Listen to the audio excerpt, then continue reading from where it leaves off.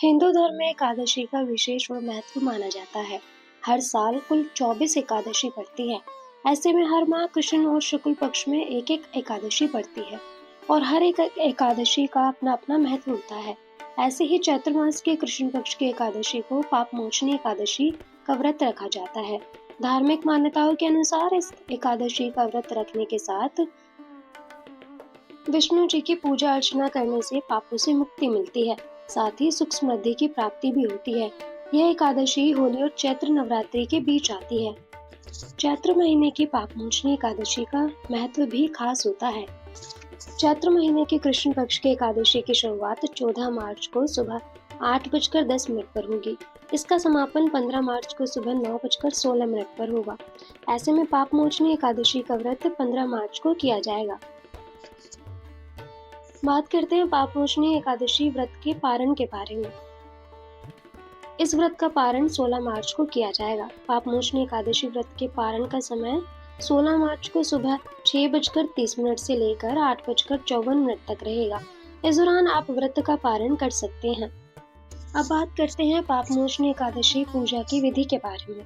अगर आप पापमोचनी एकादशी व्रत रखने का विचार कर रहे हैं तो भगवान श्री हरि को प्रसन्न करने के लिए एकादशी के दिन सूर्योदय से पूर्व उठकर स्नान करें और सूर्यदेव को जल अर्पित करें। इसके बाद हाथ में जल या गंगा जल लेकर व्रत का संकल्प लें। इसके बाद घर की साफ सफाई करें और पूजा करें और एक साफ चौकी पर पीला वस्त्र बिछाएं। उस पर भगवान विष्णु और माता लक्ष्मी की मूर्ति या चित्र स्थापित करें। पूजन के दौरान भगवान को केसर या हल्दी का तिलक जरूर लगाएं।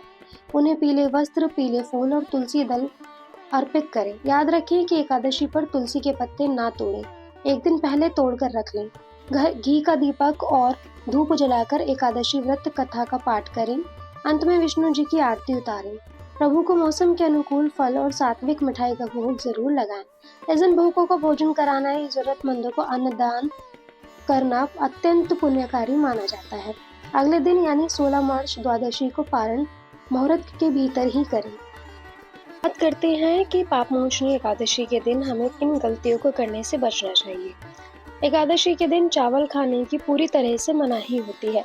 धार्मिक मान्यताओं के अनुसार चावल में महर्षि मेधा के अंश का वास होता है, इसलिए इस दिन चावल खाना जीव हत्या के समान माना गया है। चाहे आप व्रत रख रहे हो या नहीं, एकादशी के दिन घर में चावल नहीं बनाना चाहिए और खाना भी नहीं चाहिए।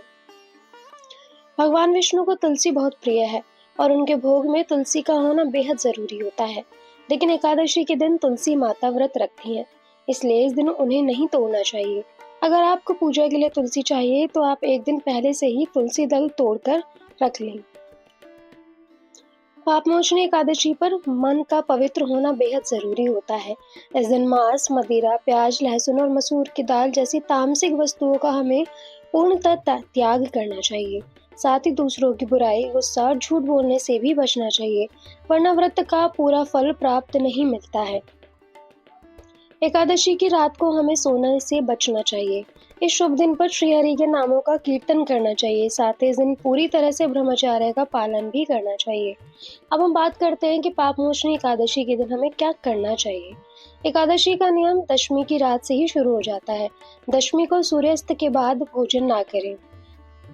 एकादशी व्रत का फल तभी मिलता है जब आप द्वादशी तिथि के शुभ मुहूर्त में व्रत खोलना करते हैं। ऐसे में हरिवासर यानी द्वादशी तिथि की पहली चौथाई अवधि के दौरान व्रत कभी न खोलें। व्रत खोलने से पहले किसी ब्राह्मण या जरूरतमंद को क्षमता अनुसार दान जरूर करें। अब बात करते हैं कि पापमोचनी एकादशी पर हमें किन मंत्रों का जाप करना चाहिए। तो मंत्र ये होंगे: ओम नमो भगवते वासुदेवाय, ओम नमो नारायणाय, ओम विष्णवे नमः, ओम हुम विष्णवे नमः, ओम अं वासुदेवाय नमः, ओम आम संकर्षाय नमः, ओम आम प्रद्युम्नाय नमः, ओम आम अनिरुद्धाय नमः। चैत्र माह के कृष्ण पक्ष की एकादशी तिथि को पापमोचनी एकादशी का व्रत रखेगा। इस एकादशी को लेकर मान्यता है कि इस दिन भगवान विष्णु और माता की विधिवत पूजा करने से जातकों को अनजाने में किए गए पापों से मुक्ति मिल सकती है और कई मनोकामनाएं भी पूर्ण होती है।